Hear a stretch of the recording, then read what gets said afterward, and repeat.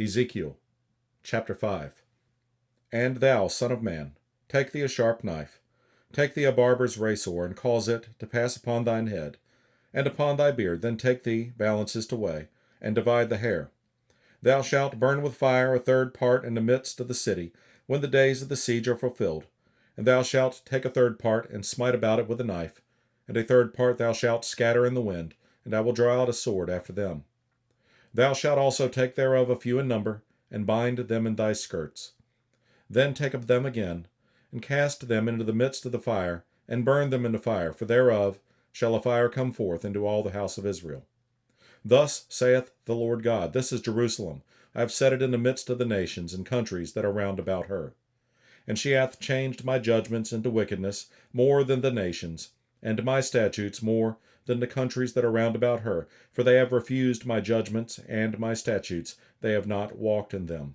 Therefore, thus saith the Lord God, Because ye multiplied more than the nations that are round about you, and have not walked in my statutes, neither have kept my judgments, neither have done according to the judgments of the nations that are round about you.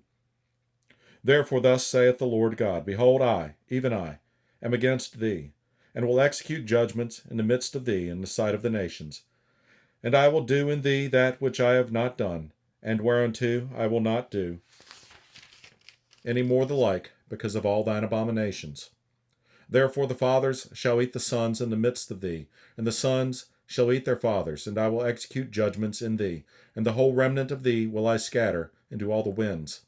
Wherefore, as I live, saith the Lord God, Surely, because thou hast defiled my sanctuary with all thy detestable things, and with all thine abominations, therefore will I also diminish thee, neither shall mine eye spare, neither will I have any pity.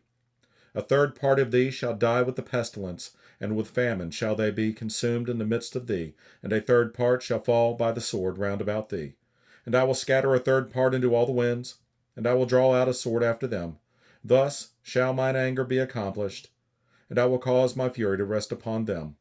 And I will be comforted, and they shall know that I, the Lord, have spoken it in my zeal, when I have accomplished my fury in them. Moreover, I will make thee waste, and a reproach among the nations that are round about thee, in the sight of all that pass by. So it shall be a reproach and a taunt, an instruction and an astonishment unto the nations that are round about thee, when I shall execute judgments in thee in anger, and in fury, and in furious rebukes. I, the Lord, have spoken it. When I shall send upon them the evil arrows of famine, which shall be for their destruction, and which I will send to destroy you, and I will increase the famine upon you, and will break your staff of bread. So will I send upon you famine and evil beasts, and they shall bereave thee, and pestilence and blood shall pass through thee. And I will bring the sword upon thee. I, the Lord, have spoken it.